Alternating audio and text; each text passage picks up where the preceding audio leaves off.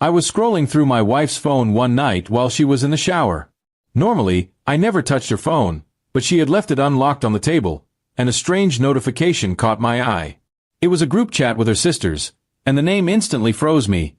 Operation Divorce Dan. My name is Dan. My heart pounded as curiosity and dread pushed me to open it. The first few messages felt like knives cutting into me. Her sisters were laughing about how my wife had been planning this big surprise for months. They were helping her look for apartments, discussing divorce lawyers, and even mocking me for being too blind to notice what was happening under my own roof. My wife chimed in often, sending laughing emojis and writing, "He'll never see it coming." For years, I thought we were a solid couple. Sure, we had our ups and downs like everyone else, but betrayal on this level? I couldn't wrap my head around it.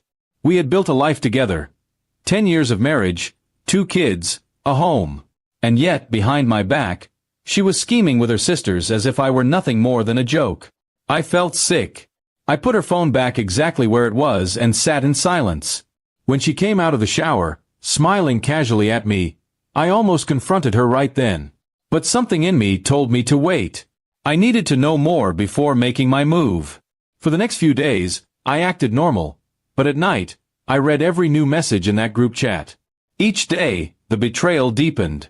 They joked about how much money she could squeeze out of me in the divorce.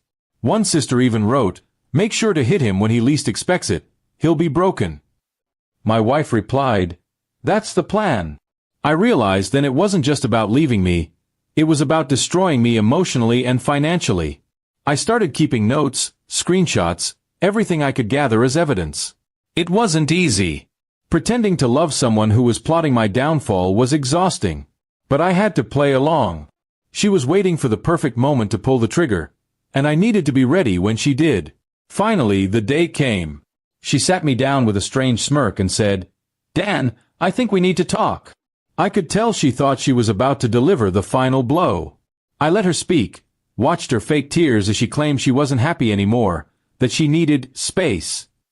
Her script was rehearsed, almost word for word from the chat. When she finished, I didn't argue. Instead, I calmly pulled out my phone and showed her the screenshots of the group chat. Her face went pale. The confident act she had prepared crumbled instantly. She tried to grab the phone from me, stammering, "Dan, it's not what you think." But the evidence was too clear. Her sisters had been cheering her on for weeks, encouraging her cruelty, and now, all their words were right in front of her. I told her I had already spoken to a lawyer and that this time, I would be the one filing for divorce. She was stunned. The surprise she had prepared for me had backfired completely. The fallout was ugly. Her sisters tried to defend her, but I forwarded them copies of their own words. They quickly backed off, embarrassed. My wife begged me to reconsider, saying it was just a joke, and that she didn't really mean it. But betrayal like that can't be undone. I moved out the next week and started preparing my case. My children were my priority, and I made sure the court knew exactly what kind of manipulative person their mother had become. The screenshots spoke louder than any words could. In the end, I didn't just survive her scheme, I turned it against her.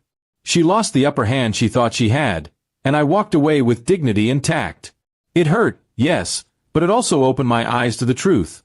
Sometimes the people closest to you can become your worst enemies. Now, months later, I'm rebuilding my life. The scars remain, but I'm stronger for it. And every time I think back to that group chat named Operation Divorce Dan, I remember the lesson it taught me. Never ignore the signs, and never underestimate the power of truth when betrayal hides in the dark.